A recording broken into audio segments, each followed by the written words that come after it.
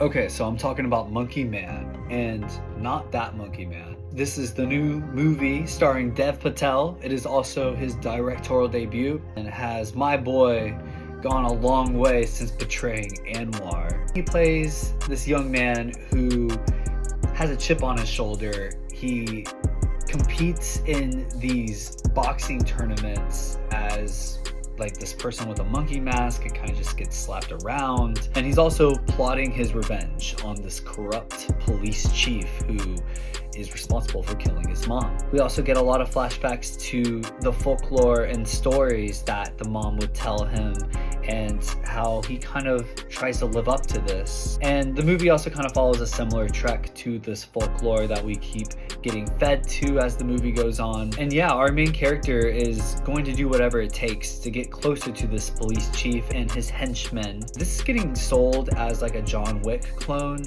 I find that interesting. I mean, yes, it has some over-the-top action for sure, but I found this movie more similar to like Kick-Ass. Our main character, he's not some OP assassin like John Wick is. This is really more of an underdog story. I've read some gripes online about the shaky cam on the action scenes. Did it detract from my enjoyment of the movie?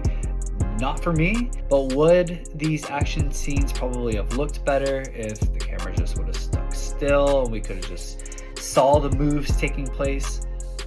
Maybe. I think when it comes to the shaky cam and the snappy editing, I more so have a problem when it's not an action scene. This movie just has this like very jittery flow to it. I guess we're able to kind of enter the head of our main character a little better this way, but it kind of made me sick. Moments of this movie kind of felt like I was riding a tilt-a-whirl.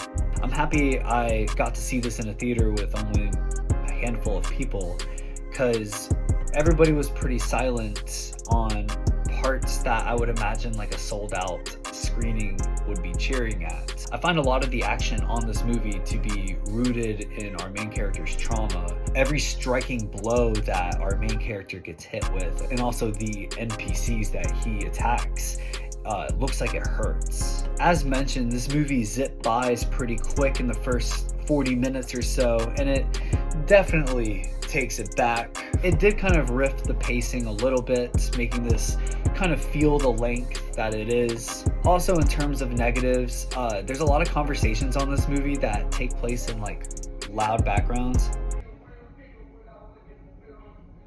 Kind of like this review I'm making. I'm just gonna wait for this car to go. There would be scenes where characters are like talking in a loud kitchen and the dialogue is very muffled and just don't really understand what they're saying all that much. So if you do go see this movie, maybe check out a closed caption screening. You'd be able to follow every intricate part of this movie a little bit more. The dialogue isn't the focus here. And Dev Patel is great. He is buffed out. And the supporting cast is just fine. The main villains on this movie, they do some very heinous stuff, and we are excited to watch our main character get his revenge. They don't really pop off the page to me all that much. They're your by the numbers action movie enemies. Also, the strikingly pretty person in this movie that is a little soft on our main character, and she does just fine. Of course, there's like a buddy character that shows up, and he is fine too.